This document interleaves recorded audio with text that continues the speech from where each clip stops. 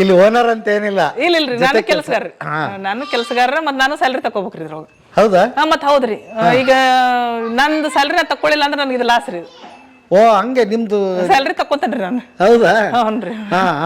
ಎಷ್ಟು ತಕೋಬಹುದು ಸ್ಯಾಲ್ರಿ? ನಂದು ಟೋಟಲ್ ಅಂದ್ರೆ ಒಂದು 50,000 ರೂಪಾಯಿ ಹಿಡಿತೀನಿ ನಾನು, ಯಾಕಂದ್ರೆ ಕಾಸ್ಟ್ಲಿ ಲೇಬರ್ ರೀ ನಾನು.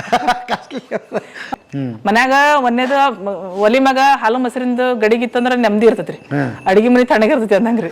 ಆಮೇಲೆ ಹೊಲ ತಣ್ಣಗಿರ್ಬೇಕಂದ್ರ ನಾವ್ ಸಗಣಿ ಆಕಳ ಕಟ್ಬೇಕ್ರಿ. ಆಮೇಲೆ ಮಣ್ಣು ಜೀವಂತ ಮನಿ ತಣ್ಣಗಿರ್ಬೇಕಂದ್ರ ಆಕಳ ಕಟ್ಬೇಕ್ರಿ.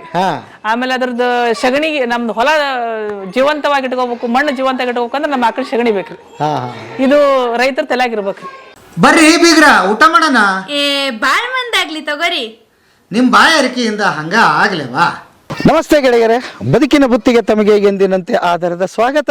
ನಾನು ಈ ದಿವಸ ಮುಳುಗುಂದದಲ್ಲಿದ್ದೀನಿ. ಮುಳುಗುಂದ 18 ಕಿಲೋಮೀಟರ್ ದೂರ ಗದಗ ಜಿಲ್ಲೆಯಿಂದ. ಅಲ್ಲಿ ನಿಂತ್ಕೊಂಡು ಮಾತಾಡ್ತಾ ಇದ್ದೀನಿ. ಮುಳುಗುಂದದಲ್ಲಿ ನೀಲ್ಗುಂದ ಅವ್ರ ಫ್ಯಾಮಿಲಿ ಅಂತ ಕೇಳಿದರೆ ಯಾರಾದರೂ ಹೇಳ್ತಾರೆ, ಅಷ್ಟು ದೊಡ್ಡ ಹೆಸರು, ತುಂಬು ಕುಟುಂಬದ ಮನೆತನ.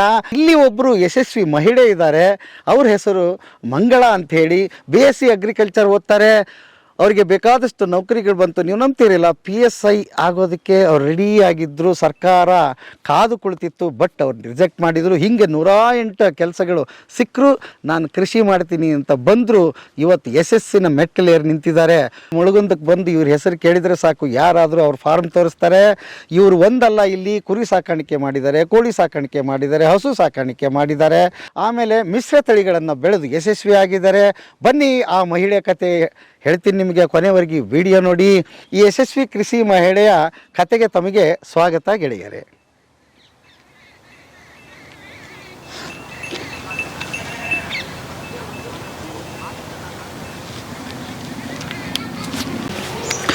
ಮೇಡಮ್ ಅವರೇ, ಮೊದಲನೇದಾಗಿ ವಂದನೆಗಳು. ಕೃಷಿ ಪಂಡಿತ್ ಅವಾರ್ಡು ನಿಮಗೆ ಬಂದಿದೆ ಅಂತ ಗೊತ್ತಾಯ್ತು. ಈ ಬಾರಿ ಕೃಷಿ ಪಂಡಿತ ಅವಾರ್ಡ್ ಆಗೈತ್ರಿ. ಈ ಡಿಸೆಂಬರ್ 23ಕ್ಕೆ ಕೊಡಕತ್ತಾರ್ರಿ. ನಿಮ್ಮೆಲ್ಲ ಸಮಗ್ರ ಕೃಷಿನ ಗಮನದಲ್ಲಿ ಇಟ್ಕೊಂಡು ಪ್ರಶಸ್ತಿ ಬಂದಿದೆ. ಎಷ್ಟು ವರ್ಷಗಳ ಕಾಲ ನಂಟು ಮೇಡಮ್ ಮಣ್ಣಿಗೆ ನಿಮಗೆ? ಈಗ 12 ವರ್ಷದಿಂದ ನಾ ಇದನ್ನ ಮಾಡ್ತಾ ಇದ್ದೇನೆ. ಅದನ್ನ ಗುರುತಿಸಿ ಕೊಟ್ಟಿದ್ದಾರೆ. ಹೌದ್ರಿ ಸರ್. ಎಷ್ಟು ಖುಷಿ ಇದೆ ನಿಮಗೆ? ಇಲ್ರಿ, ಈಗ ನಾವು ಎಲೆಮರೆಕಾಯಿ ಅಂತಿದ್ದಂತ ನಮ್ಮನ್ನ ಹುಡುಕಿ ಅವರು ಇಷ್ಟೆಲ್ಲ ನಮ್ಗ ಇದು ಒಂದು ಅವಾರ್ಡ್ ಕೊಡಕತ್ತಿರೋದು ಬಹಳ ಖುಷಿ ಐತ್ರಿ. ಅಂದ್ರೆ ಪ್ರತಿಯೊಬ್ಬ ಹೆಣ್ಮಕ್ಳು ಇದು ಒಂದು ಸಾಧನೆಗೆ ಇದು ನನಗೆ ಸಾಥ್ ಕೊಟ್ಟದಂತ ಅವ್ರಿಗೆ ಫ್ಯಾಮಿಲಿ ಮೆಂಬರ್ಸ್ ಇರ್ಬೋದು, ಆಮೇಲೆ ನನ್ನ ಫ್ರೆಂಡ್ಸ್ ಇರ್ಬೋದು, ಆಮೇಲೆ ನನ್ನ ವಿಜ್ಞಾನಿಗಳು ಇರ್ಬೋದು, ಟೀಚರ್ಸ್ ಇರ್ಬೋದು, ಪ್ರತಿಯೊಬ್ಬರಿಗೂ ನಾನು ಧನ್ಯವಾದ ಹೇಳಕ್ ಇಷ್ಟಪಡ್ತೇನೆ. ಎಲ್ಲರದು ಸಪೋರ್ಟ್ ಇರೋದಕ್ಕೆ ನಾನು ಇಷ್ಟೆಲ್ಲ ಮಾಡಕ್ ಆಗೈತ್ರಿ. ನಮ್ಮ ವೀಕ್ಷಕರಿಗೆ ಗೊತ್ತಾಗ್ಲಿ ಅಂತ ಇನ್ನೊಂದ್ಸಲ ನಿಮ್ಮ ಪರಿಚಯ, ನಿಮ್ಮ ಎಜುಕೇಶನ್ ಅದನ್ನ ಹೇಳ್ಬಿಡಿ. ಸರ್, ನನ್ನ ಹೆಸರು ಮಂಗಳಾ ಕಿರಣ್ ನೀಲ್ಗುಂದ್ ಅಂತ, ಪ್ರಾಪರ್ ಮುಳುಗುಂದ ಸರ್. ತವ್ರ ಮನೆ ಹಾವೇರಿ ಜಿಲ್ಲೆ ರಾಣೆಬೆನ್ನೂರು ತಾಲೂಕು ಹೊನ್ನತಿ ಸರ್ ನಂದು. ನಾನು ಓದಿದ್ದು BSc ಕೃಷಿ, ಧಾರವಾಡ ಕೃಷಿ ವಿಶ್ವವಿದ್ಯಾಲಯ. 2004ಕ್ಕೆ ನಂದು ಎಜುಕೇಶನ್ ಅಲ್ಲಿ ಕಂಪ್ಲೀಟ್ ಆಯ್ತ್ರಿ ಸರ್, BSc ಅಗ್ರಿ.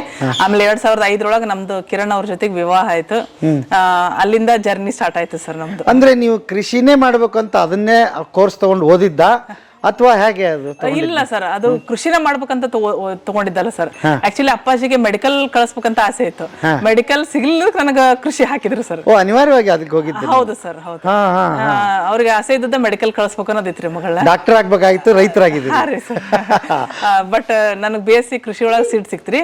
ಅಲ್ಲಿ ನಾನು ಅಗದಿ ಖುಷಿ ಒಳಗ ಅದನ್ನ ಓದಿದೆ ರೀ.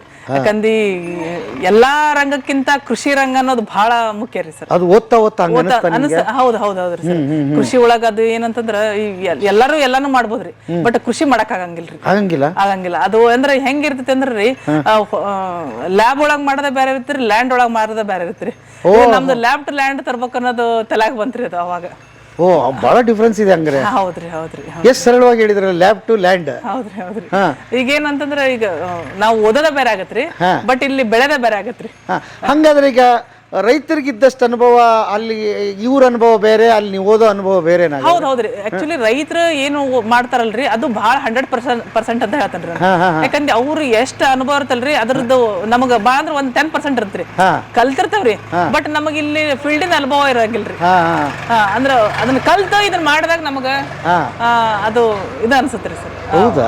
ಅಂದ್ರ ಅದನ್ನ ಕಲ್ತು ಇಲ್ಲಿಗೆ ಹೊಲಕ್ ಬಂದ್ರ ಹಾ. ಅದ್ರದ್ದು ಉಪಯೋಗ ಬಹಳ ಆಗ್ತತಿ ಅಂತ ನನ್ನ ಅನಿಸಿಕೆ ರೀ ಸರ್. ಈಗ ಡಿಗ್ರಿ ಮುಗಿಸಿದ್ರಿ, ಬೇಕಾದಷ್ಟು ನೌಕರಿಗಳ ಆಫರ್ಗಳು ಬಂದಿರ್ಬೋದಾ? ನಿಮ್ಗೆ ಬಂದಿತ್ತಾ? ಹಾ ಬಂದಿದ್ರಿ ಸರ್. ಏನೇನ್ ಬಂದಿತ್ತು? ಅದು PSI ವೈವಾಕ್ ಸೆಲೆಕ್ಟ್ ಆಗಿತ್ರಿ ನಂದು. PSI ಆಗಿರ್ತಿದ್ರಿ? ಹ್ಞೂನ್ರಿ. ಆಮೇಲೆ ಬ್ಯಾಂಕ್ ಒಳಗೆ ಅಪ್ಲೈ ಮಾಡಿದ್ರಿ. ಆಮೇಲೆ ಮತ್ತೆ ಒಂದು ವಾಟರ್ ಶೆಡ್ ಮ್ಯಾನೇಜರ್ ಅಂತಂದು ಅಲ್ಲಿ ಜಾಬ್ ಮಾಡಿದ್ದೀರಿ. 1 ತಿಂಗಳು ಹೋಗಿದ್ದೀರಿ ಅಷ್ಟೇ. ಬಟ್ ಮದ್ವೆ ಅಟ್ ಅ ಟೈಮ್ ಮದ್ವೆ ಫಿಕ್ಸ್ ಆಯ್ತ್ರಿ. ಇದು ಮದ್ವಿದು ನನ್ನ ಡಿಸಿಷನ್ ಆಗಿತ್ರಿ. ಹಿಂಗಾಗಿ ನಾನು ಇಷ್ಟಪಟ್ಟಿದ್ರಿಂದ ಅನಿವಾರ್ಯ ಆಯ್ತ್ರಿ ನನಗೆ ಅದು ಜಾಬ್ ಬಿಡೋದು. ಅಂದ್ರೆ ಇವ್ರದ್ದು ಫ್ಯಾಮಿಲಿ ಬ್ಯಾಕ್ಗ್ರೌಂಡ್ ಚಲೋ ಇತ್ತು, ಎಲ್ಲ ಚಲೋ ಇತ್ತು. ನಾ ಒಬ್ಬ ಮಗ ಇದ್ದ, ಮತ್ತು ಒಬ್ಬ ಮಗ ಇದ್ಕೊಂಡು ನಾನು ಒಂದ್ ಕಡೆಗೆ ಜಾಬ್ ಮಾಡೋದು, ಇವ್ರೊಂದ್ ಕಡೆಗೆ ಇರೋದು ಸರಿ ಅನ್ಸಂಗಿಲ್ಲ ಅಂತ ನಾವೇನ್ ಮಾಡಿದ್ವಿ, ಇದು ಹೊಲನೂ ಇತ್ತಲ್ರಿ. ಹಿಂಗಾಗಿ ನಾನು ಮತ್ತೆ ಆಪ್ಷನ್ ಇದ ಅಂತಂದ್ ಬೆಸ್ಟ್ ಅಂತ ನಾನು ಇದ ಚಾಯ್ಸ್ ಮಾಡ್ಕೊಂಡೇರಿ. ಲಕ್ಷಾಂತರ ಸಂಬಳ ಬರೋದನ್ನ ಬಿಟ್ಟು ಈಗ ನೀವು ಇಲ್ಲಿ ಏನ್ ಮಾಡಿದಿರಿ ಮೇಡಮ್? ಇಲ್ಲಿ ಕುರಿ ಸಾಕಾಣಿಕೆ ಮಾಡಿದನ್ರಿ. ಕುರಿ ಸಾಕಾಣಿಕೆ, ಆಮೇಲೆ ನಾಟಿ ಕೋಳಿ ಅದಾವ್ರಿ, ಆಮೇಲೆ ಜವಾರಿ ಆಕಳ ಸಾಕೇನ್ರಿ. ಹಾ. ಆಮೇಲೆ ಅದ್ರ ಜೊತೆಗೆ ಮನೆ ಹತ್ರ ನೀವು ನೋಡಿದ್ರಿ ಕಿಚನ್ ಗಾರ್ಡನ್, ಕೈ ತೋಟನೂ ಮಾಡಿದ್ರಿ. ಅದ್ರ ಜೊತೆಗೆ ಮತ್ತೆ ನಾವು ಬೆಳೆದದನ್ನ ಮೌಲ್ಯವರ್ಧನೆ ಮಾಡಿ ಮಾರಾಟ ಮಾಡಿದ್ರೆ ಅಷ್ಟೇ ಲಾಭ ಐತ್ರಿ. ಈಗ ಕೃಷಿ ಬರೀ ನೇರವಾಗಿ ನಮ್ಮ ಇದನ್ನ ಮಾರದೆ ಮೌಲ್ಯವರ್ಧನೆ ಮಾಡಿದ್ರೆ ಲಾಭ ಆಯ್ತು. ಏನ್ ಮಾಡ್ತಾ ಇದೀರಿ? ಈಗ ನಾವು ಮೆಣಸಿನಕಾಯಿ ಬ್ಯಾಡಗಿ ಕಡ್ಡಿ ವೆರೈಟಿ ಮೆಣಸಿನಕಾಯಿ ಬರುತ್ತಲ್ರಿ ನಮ್ಗ, ಇಲ್ಲಿ ಚಲೋ ಬೆಳಿತೈತ್ರಿ. ಆಕ್ಚುಲಿ ಮಾರ್ಕೆಟ್ ಇರೋದು ಬ್ಯಾಡಗಿರಿ, ಬಟ್ ಬೆಳೆಯೋದು ಹೆಚ್ಚಿಗೆ ಎಲ್ಲ ನಮ್ಮ ಗದಗ ಜಿಲ್ಲೆ ರೈತರ ಬೆಳಿತಾರ್ರಿ. ಹಿಂಗಾಗಿ ಇದನ್ನ ತಗೊಂಡು ನಾವ್ ಅಲ್ಲಿ ಮಾರ್ತೇವ್ರಿ. ಅಲ್ಲಿ ಮಾರೋದಕ್ಕಿಂತ ನಾವ ಇಲ್ಲಿ ಕುಟ್ಟಿ ಅದನ್ನ ಪುಡಿ ಮಾಡಿದ್ರ ಲಾಭ ಡಬಲ್. ಮೆಣಸಿನಕಾಯಿ ಎಷ್ಟು ಒಂದ್ ಕೆಜಿಗೆ ಸೇಲ್ ಆಗುತ್ತೆ ಮೆಣಸಿನಕಾಯಿ? ಅದು ಡಿಪೆಂಡ್ ಆನ್ ಸೀಸನ್ಸ್ ರೀ ಸರ್. ಈಗ ಲಾಸ್ಟ್ ಇಯರ್ ಗಿಂತ ಈ ವರ್ಷ ಬಹಳ ರೇಟ್ ಆಗೈತ್ರಿ. ಇವನ್ ಒಂದಿಬ್ರು ರೈತರು 80,000 ಕ್ವಿಂಟಲ್ಗೆ ಕ್ವಿಂಟಲ್ಗೆ. ಅಂದ್ರ ಏನಂತಂದ್ರ ಅದು ವೇರಿಯೇಷನ್, ಅಂದ್ರೆ ಲ್ಯಾಂಡ್ ಕಡಿಮೆ ಆಗ್ತಾ ಇದಾರೆ ಸರ್. ಹಿಂಗಾಗಿ ಅದ್ರ ರೇಟ್ನು ಹೆಚ್ಚಿಗೆ ಆಗ್ತಾ ಇದಾರೆ. ಆಮೇಲೆ ಲಾಸ್ಟ್ ಟೈಮ್ ತ್ರಿಪ್ಸ್ ಮೈಟ್ಸ್ ಬಹಳ ಕಾಟ ಆಯ್ತ್ರಿ.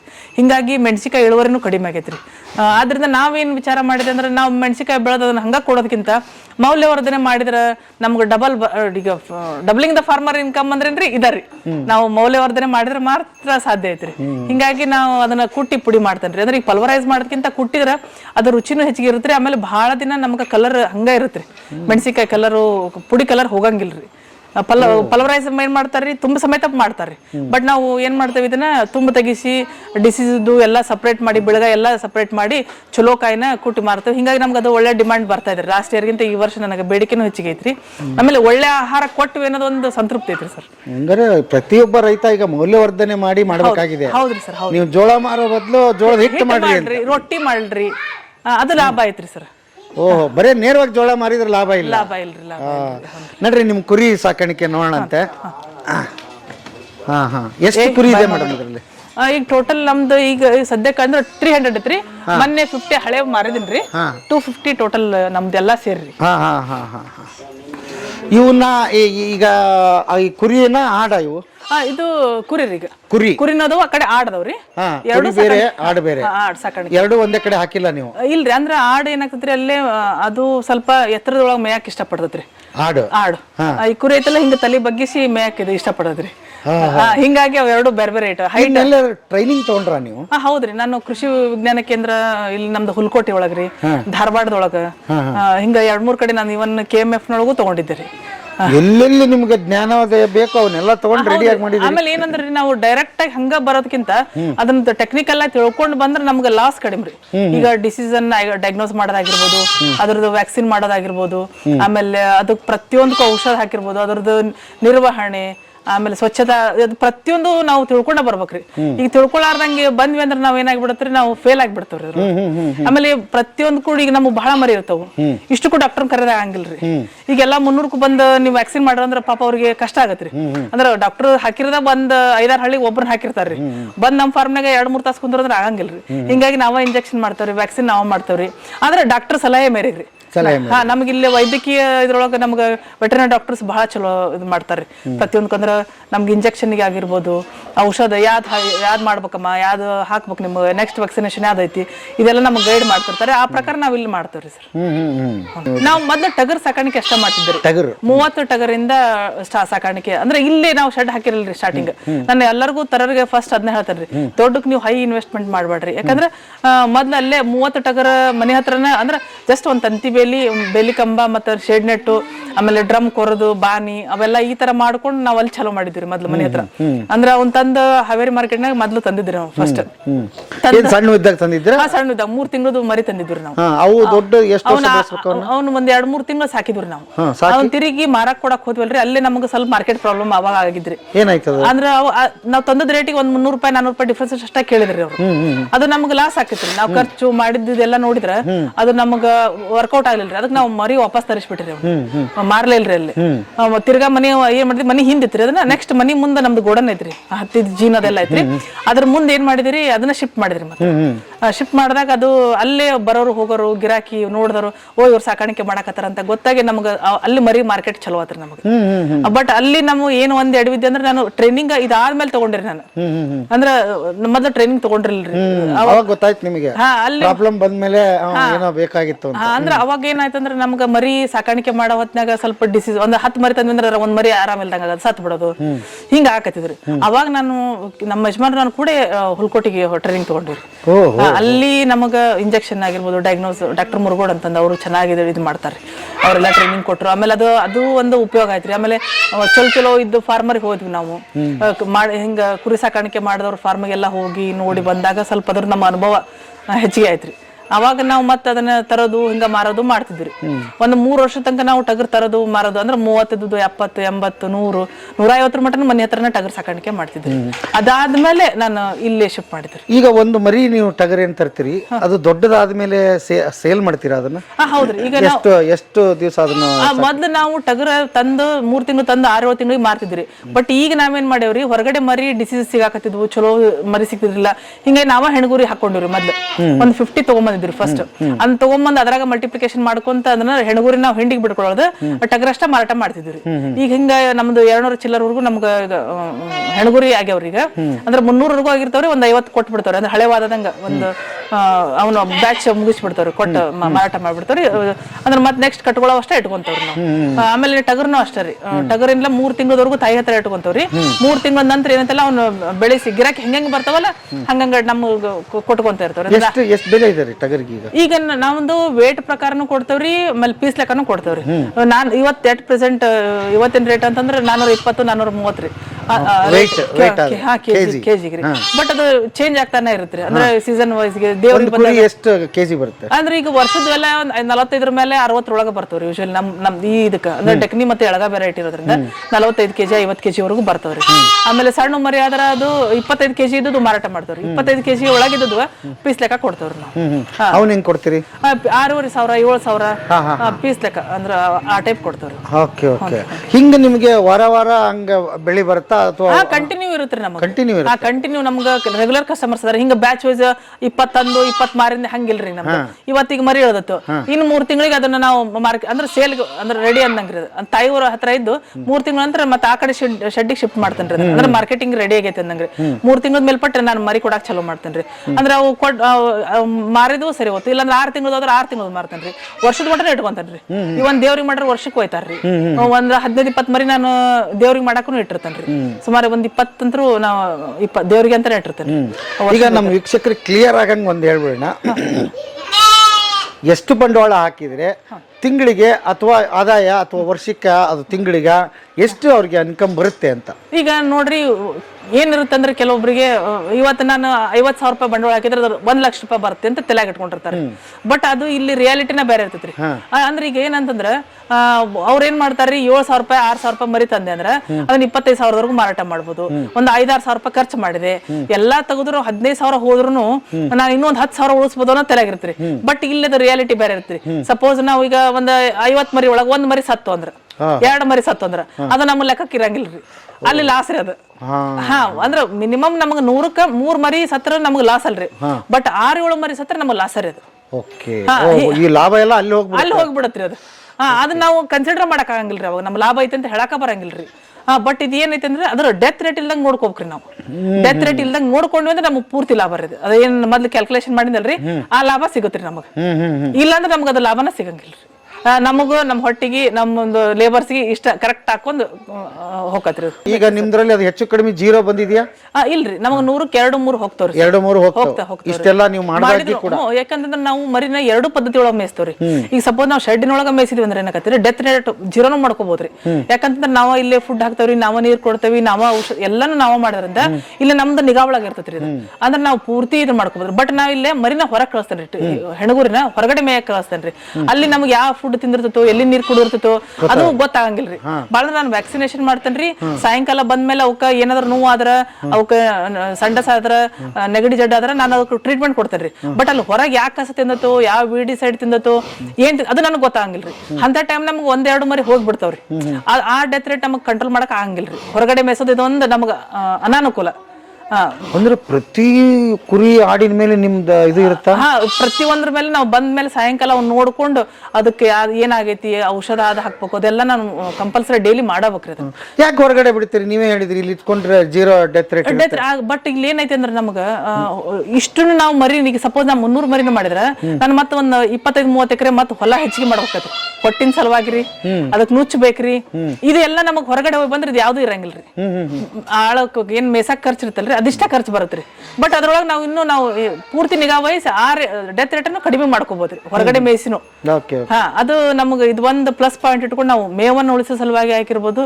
ಆಮೇಲೆ ಹೊರಗಡೆ ಬಂದ್ರೆ ಮರಿ ನಮಗೆ ಏನಂತಂದ್ರೆ ಬ್ರೀಡಿಂಗ್ ಪರ್ಪಸ್ ಅಂತಂದ್ರೆ ಒಳಗ ಇದು ಅಂದ್ರೆ ಅಷ್ಟ್ ಚೆನ್ನಾಗಿ ಬರಲ್ರಿ. ಹೊರಗೆ ಒಡ್ಡಾಡಿ ಬಂದ್ ಮರಿ ನಮ್ಗೆ ಚೆನ್ನಾಗಿ ಮರಿ ಬರ್ತಾವ್ರಿ. ಹಿಂಗಾಗಿ ಆದ್ರೆ ಟಗರ್ ಮರಿ ನಾವ್ ಇಲ್ಲೇ ಇಟ್ಟು ಸಾಕ್ತವ್ರಿ, ಕಟ್ಟಿ ಸಾಕ್ತವ್ರಿ. ಮತ್ತೆ ಇದ್ರ ಮತ್ತೇನು ಉತ್ಪನ್ನ ಇದೆ ಇದರಿಂದ? ಬರೀ ಇಲ್ರಿ, ಹಾಲಿಂದ ಉತ್ಪನ್ನ ಇಲ್ರಿ, ನಾವು ಮರಿಗೆ ಕುಡಿಸ್ತವ್ರಿ. ಇವು ಹಾಲಿನ ತಳಿ ಅಲ್ರಿ, ಮರಿಗ ಅಷ್ಟ ನಮ್ಗ ಎಷ್ಟ್ ಬೇಕ ಅಷ್ಟ. ಒಂದ್ಸರಿ ಈಗ ಹೆಚ್ಚಿಗೆ ಮಳೆ ಆಗ್ಲಿದಕ್ಕೂ ಹಸಿರು ಕಡಿಮೆ ಆಗಿರೋದ್ರಿಂದ ನಮಗಿನ್ನ ಹಾಲಿನ ಕೊರತೆ ಆಕತ್ರಿ.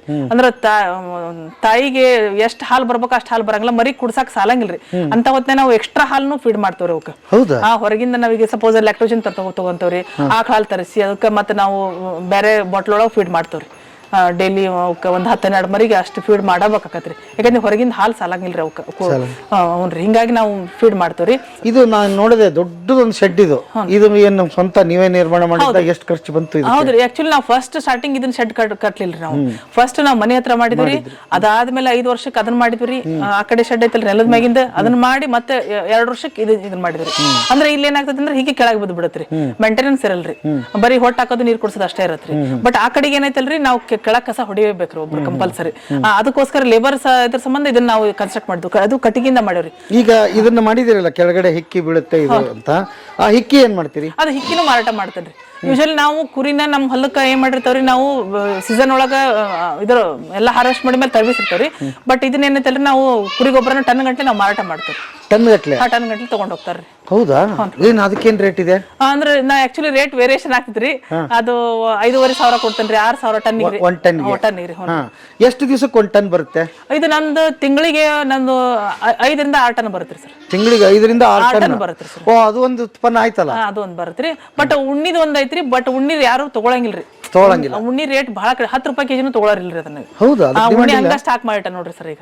ಯಾಕಂತಂದ್ರ ಅದು ಈಗ ಕಂಬಳಿ ಯೂಸ್ ಮಾಡ್ರ ಕಡಿಮೆ ಆಗ್ಯಾರ್ರಿ. ಆಮೇಲೆ ಅದ್ ನೇರ ಇಲ್ರಿ, ಅದನ್ನ ಇದ್ದಿದ್ದು ಅಟ್ಲೀಸ್ಟ್ ಕೂಲಿನೂ ಬರಂಗಿಲ್ರಿ ಅವ್ರಿಗೆ.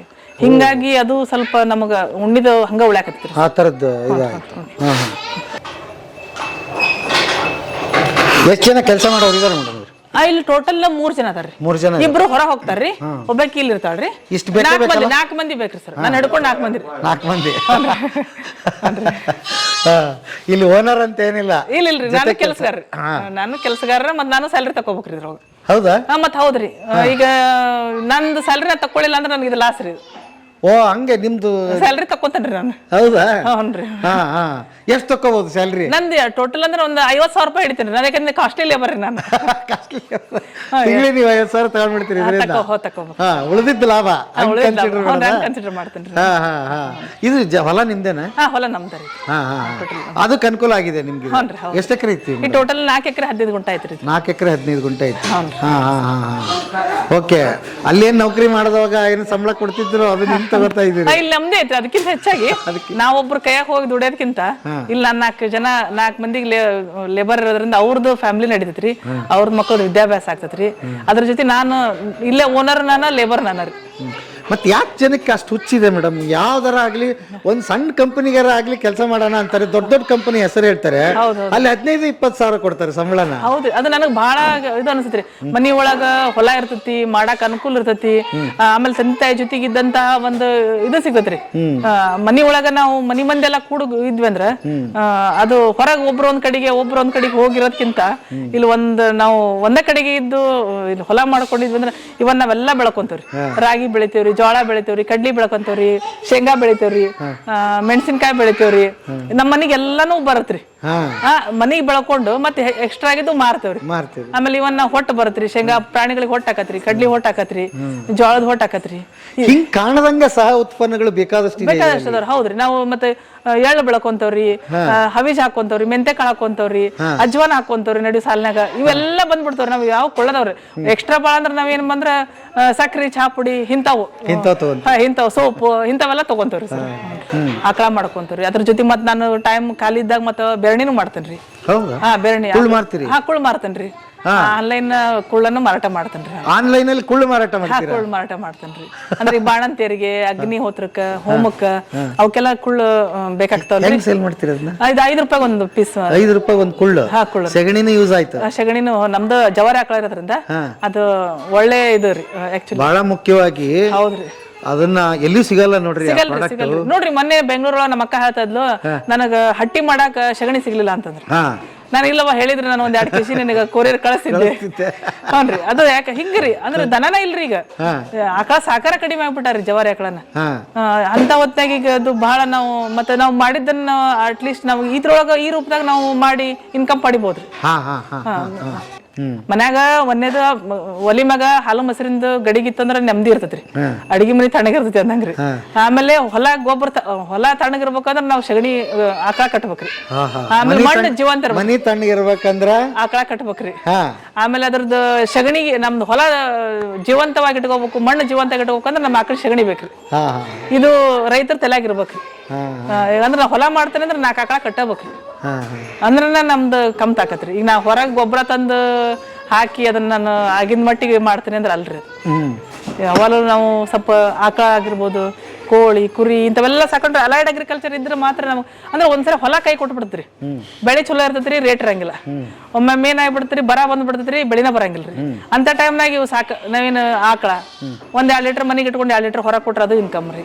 ಆಮೇಲೆ ಕುರಿ ರೀ, ಅದನ್ನ ಮಾರಾಟ ಮಾಡಿರಿ. ನೋಡ್ರಿ, ಒಂದ್ 10 ಕುರಿ ಸಾಕ್ರಿ ನೀವು. 1-2-3 ಕುರಿ ಸಾಕಿ ನಾವು 2-3 ಕುರಿ ಟಗರ್ ಮಾರ ಕೊಟ್ಟು ಬೀಜ ಗೊಬ್ಬರಕ್ಕೆ ತಗೋಬಹುದು, ಮಕ್ಕಳ ಎಜುಕೇಶನ್ಗೆ ಫೀಸ್ ಕಟ್ಬೋದು, ಇವೆಲ್ಲ ನೋಡ್ಕೋಬೋದ್ರಿ ನಾವು.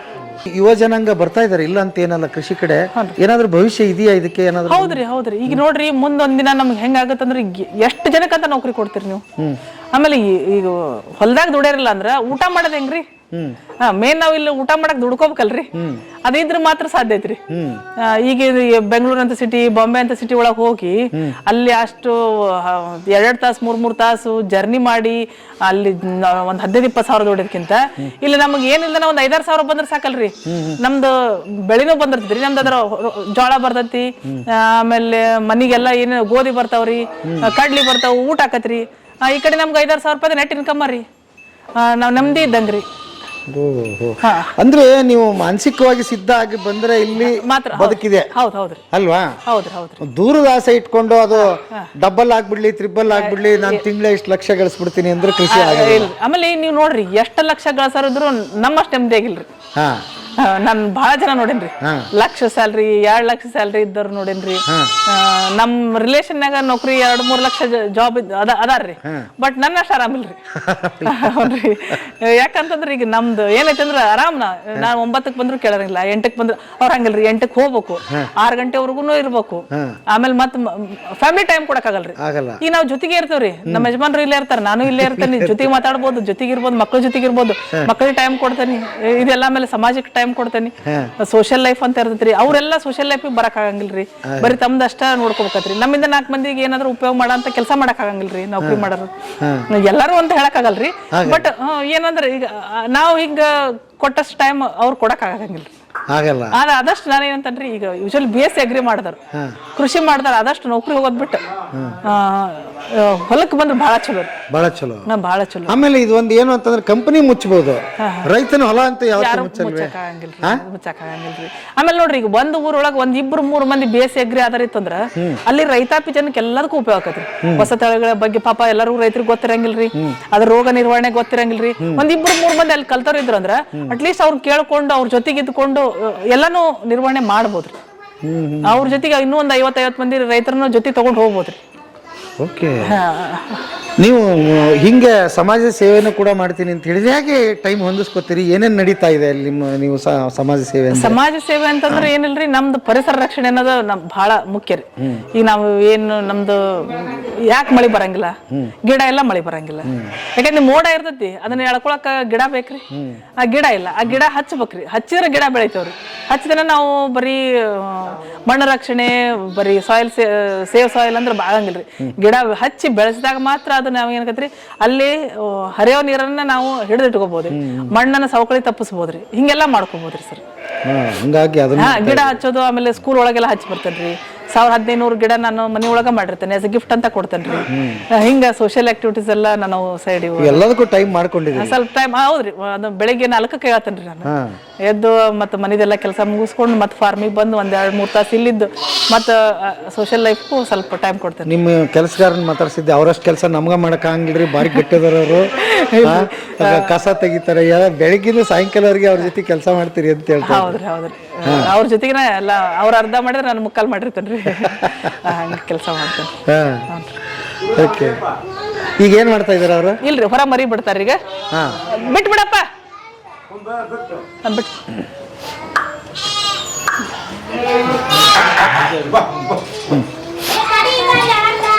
ಆಡ